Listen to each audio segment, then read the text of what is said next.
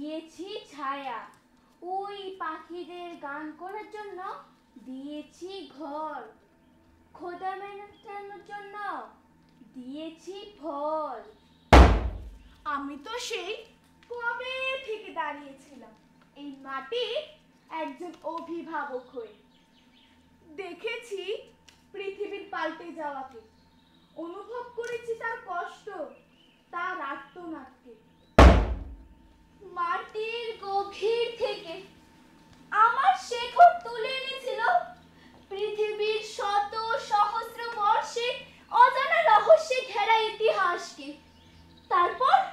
তারপর ধীরে ধীরে মাটির জলস্তর নামতে থাকে নিচের দিকে, নিচে, আরো নিচে, গভীরে, আরো গভীরে। জল ও আমার শেকড়, দুইয়ের মধ্যে শুরু হয় বাঘ বন্দির খেলা। সে যত নিচের দিকে যায় আমি ছুটতে থাকি, তার পেছন পেছন পেছন পেছন পেছন পেছন। উপরে নাই বৃষ্টির দেখা। আমার পাতাগুলি পৃথিবীর বুকে রং ছড়িয়ে গেছিল সবুজের আলপনা, কিন্তু ক্রমে তা হারাচ্ছে সবুজের উজ্জ্বলতা। আলপনার রং ফিকে হয়েছে সোনালি থেকে বাদামি। তারপর একদিন আরো রুক্ষ, আরো শুষ্ক হতে হতে পড়েছিলাম ধুলোয় লুটিয়ে। হয়েছি নিঃশেষ। আচ্ছা, আপনারা কি তৃষ্ণায় মরে যাওয়া একটি গাছের কষ্ট অনুভব করতে পারছেন? আর মানুষের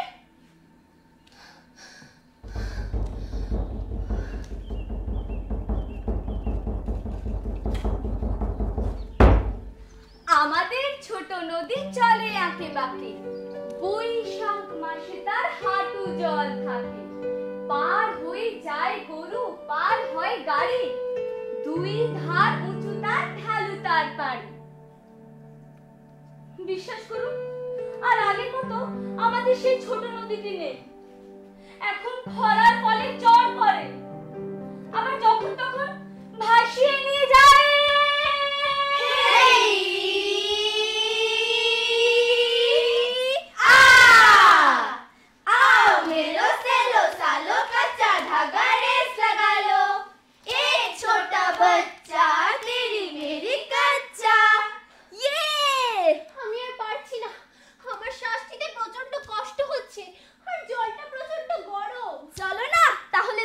গভীরে যায়।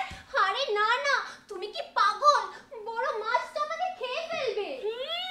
জানো, অনেকদিন ধরে না আমারও শ্বাস নিতে খুব কষ্ট হচ্ছে।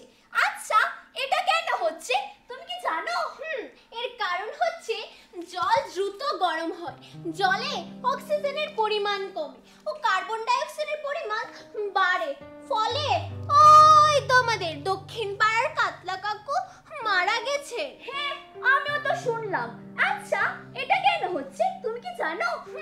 এর কারণ হচ্ছে জলবায়ু পরিবর্তন। জলবায়ু পরিবর্তন? এটা আবার কি গো? এই হচ্ছে দশা। কিছুই তো দেখছি জানো না, বাড়িতে তো পড়াশোনা করো না, তাই তোমার এই অবস্থা। শোনো, আমি বলছি, অতিরিক্ত পরিমাণে গাছ কাটার ফলে বন জঙ্গল ধ্বংস ও কলকারখানাকে সচল রাখার জন্য জীবাশ্ম জ্বালানির ব্যবহারের ফলে পরিবেশ দূষিত হয় ও জলবায়ুর পরিবর্তন হয়।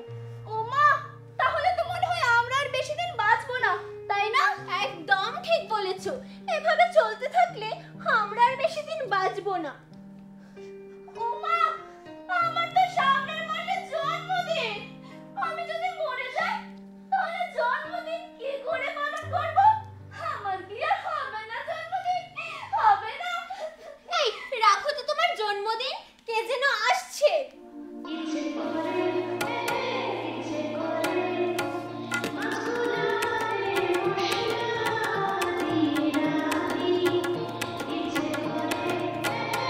আরে বাস, এ তো দেখছি মেঘনা চাইতেই জল। এই শোন, তোরা বুঝি আমার জন্য অপেক্ষা করছিলি? এই জেলে রাখো তো তোমার অপেক্ষা। একদিকে প্রকৃতি আমাদের মারছে আর উনি এসেছেন মশলা দিয়ে ভেজে খেতে। ও মা গো, ইস। আচ্ছা, প্রকৃতি মারছে কিভাবে? কিভাবে? আজ তোমাদের মতো কিছু অকৃতজ্ঞ মানুষদের জন্য আমাদের এই অবস্থা। তোমরা তোমাদের ভোগবিলাসিতার জন্য বড় বড় প্রাসাদ বানাচ্ছ, অট্টালিকা বানাচ্ছ। এর ফলে পরিবেশ দূষিত হয়, জলবায়ুর পরিবর্তন হয়, যার ফল ভোগ করতে হচ্ছে পশুপাখি সহ আমাদের। আরে না, তোরা কি ভাবছিস জলবায়ু পরিবর্তনের ফলে কি শুধু তোদের অসুবিধা হচ্ছে? আরে অসুবিধা তো হচ্ছে আমাদেরও। কিভাবে? দেখবি, তুই দেখবি, চল আমার সাথে। ওই দেখ পূজা, এই পূজা, কোথায় গেলি তুই? এই তাড়াতাড়ি আয় তো, এভাবে অনেক দেরি করেছি। হ্যাঁ আসছি তো। এই একটু শুনে যা তো। আজকেও মনে হয় তোদের স্কুলে যাওয়া হবে না রে। মা, আগে তো প্রাণ বাঁচাবো, তারপর না হয় হলাম মানুষ। ঠিক আছে মা, এখন অনেক দেরি হয়ে গেছে, তাহলে মা আমরা এখন আসি। ঠিক আছে, সাবধানে যাবি কিন্তু।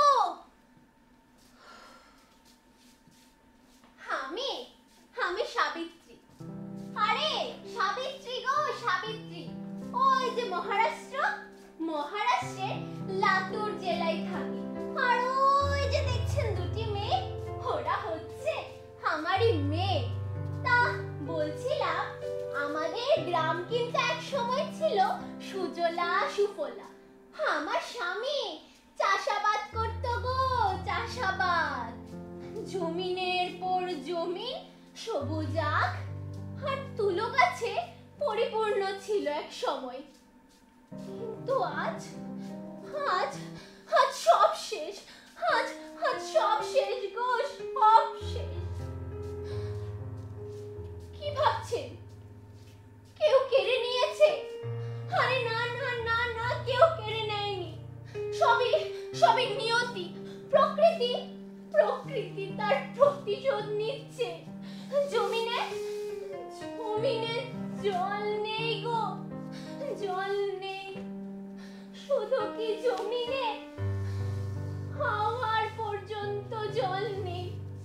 তাই তো মেয়ে দুটোকে পাঠিয়েছি, ওরা মাইলের পর মাইল হেঁটে জল আনবে, তবেই তো ঘরে উনুন জ্বলবে। মা, ও মা, আমরা এসে পড়েছি। তোমরা এসে পড়েছো?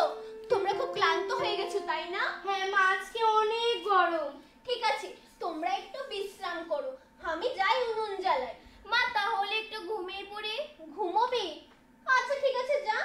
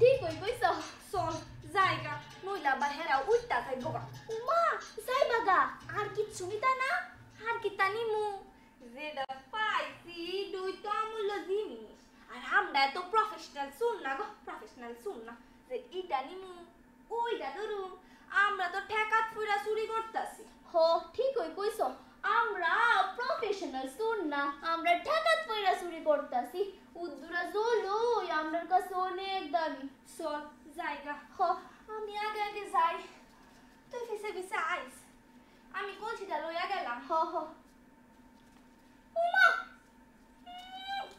এতক্ষণ যখন কলসিটা আমি আনছি অক্ষণ ওইটা আমি নিমু দেখ আউনের সময় তো তুই আনছস ও না আমারে দে আমি লইয়া যাই না আমি নিমু দেখ আমি কিন্তু বড় আমারে দে বালা থাকতে নলে কিন্তু দেখো আমি কিন্তু ছোট হয়ে যাবো তাড়াতাড়ি আমারে দাও আমারে দে আমারে দাও আমারে দে আমারে দাও দে এই কে চোর চোর চোর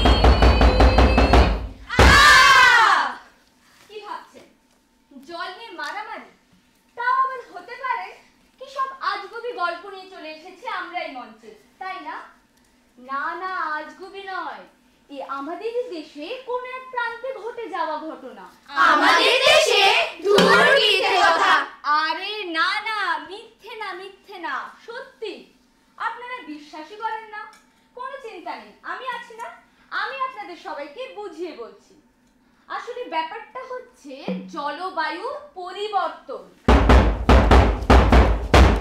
আজকে গোটা বিশ্বে এক বিরাট চ্যালেঞ্জ বিশ্বের নানান প্রান্তে তার নানান রূপ যেমন ধরুন সাউথ আফ্রিকার বিভিন্ন অঞ্চলে 2015 থেকে 2018 পর্যন্ত খরার ফলে জল সংকট দেখা যায় আর আমাদের দেশে 2019 চেন্নাইতে এবং 2016 সালে মহারাষ্ট্রের লাতুর জেলায় খরা ভয়াবহ আকার ধারণ করে তাছাড়া ক্যালিফোর্নিয়াতে এই তো 2020 সালে জলবায়ু পরিবর্তনের ফলে বিশাল দাবানলের সৃষ্টি হয় যার ফলে বিশাল বনভূমি ধ্বংস হয়ে যায় এবং পশু পাখিরা তাদের প্রাণ হারায় এগুলো তো আমাদের দেখার বিষয় নয় এগুলো দেখার জন্য সরকার রয়েছে হ্যাঁ একদম ঠিক সরকার তো চেষ্টা করছে তাদের মতো করে যার দরুন অনেকাংশে সংকট মোকাবেলা করা যাচ্ছে যেমন ধরুন সরকার 2017 সালে গ্রাউন্ড ওয়াটার ম্যানেজমেন্ট অ্যাক্ট চালু করেন আবার 2019 সালে জলশক্তির অভিযান চালু করেন এই যে আপনাদের বাড়িতে নল বা পাইপের মাধ্যমে পৌঁছে যাচ্ছে বিশুদ্ধ পানীয় জল এটা হচ্ছে জলজীবন মিশন তাছাড়া দেশের সরকার সিদ্ধান্ত নিয়েছে দেশের প্রতিটি গ্রামীণ এলাকার প্রতিটি পরিবারের বাড়িতে নল বা পাইপের মাধ্যমে পৌঁছে যাবে বিশুদ্ধ পানীয় জল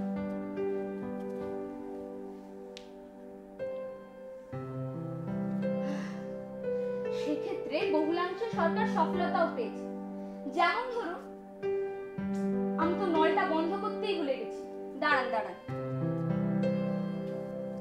হ্যাঁ তো যা বলছিলাম যেমন ধরুন শতাংশ হিসেবে 80% আবার খরা কবলিত এলাকায় জল সংকট মেটাতে ট্রেনের মাধ্যমে বিশুদ্ধ পানীয় জল পৌঁছে দেওয়ার ব্যবস্থা করেছে সরকার আচ্ছা কি ভাবছেন শুধু কি জলবায়ু পরিবর্তনের ফলে জল সংকট বা খরা দেখা দেয় আপনারা সবাই ভাবছেন তাই না না জলবায়ু পরিবর্তনের ফলে আরো অনেক সমস্যা দেখা দেয় চলুন তাহলে সেই সমস্যাগুলো দেখা যাক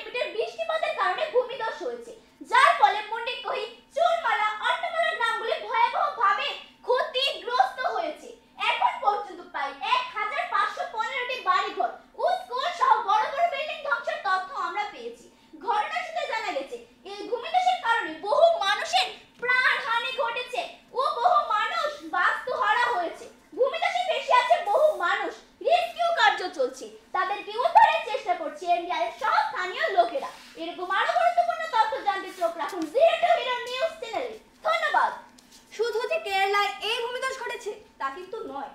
সম্প্রতি এটি ঘটেছে মার্কিন যুক্তরাষ্ট্রের আলাস্কাতেও। কানাডার ব্রিটিশ কলম্বিয়ায়। তাছাড়া 2023 সালে জুলাই মাসে মহারাষ্ট্রেও ভূমিধস হয়। ওই বছরই মার্চ মাসে পেরুতে ও চীনের ইকুয়াডরে ভূমিধসের ফলে বিশাল ক্ষয়ক্ষতি হয়। তাছাড়া 2024 সালে জুলাই মাসে সাউথ আফ্রিকায় এবং মার্চ মাসে ব্রাজিলে ভূমিধস হয়। আচ্ছা, এখন ব্যাপার হচ্ছে জলবায়ু পরিবর্তনের ফলে কি শুধু ভূমিধস হয়? না, অকস্মাৎ অতি বৃষ্টির কারণে বাড়ছে বন্যার প্রবণতাও। হিমাচলে 2023 সালে বন্যার কারণে মানুষের বিশাল ক্ষয়ক্ষতি হয়।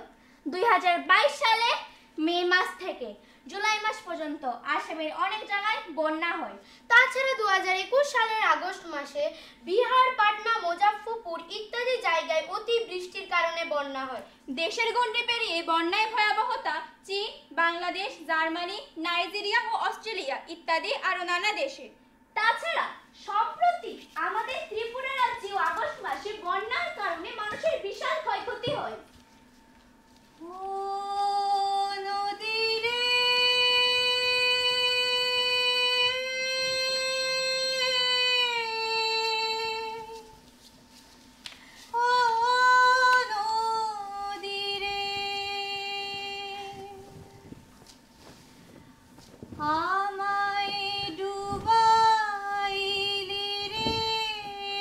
বাঁচাও! আমি ডুবে যাচ্ছি, কেউ কে আছো? বাঁচাও!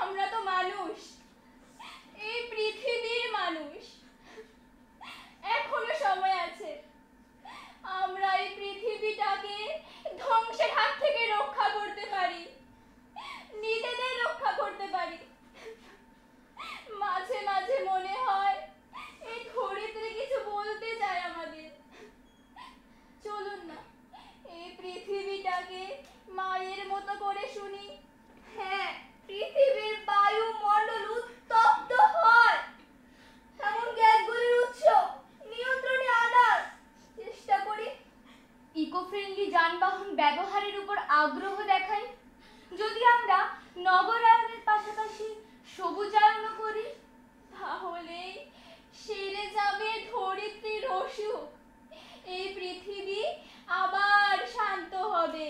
পৃথিবী আবার শান্ত হবে। একদিন ঝড় থেমে যাবে,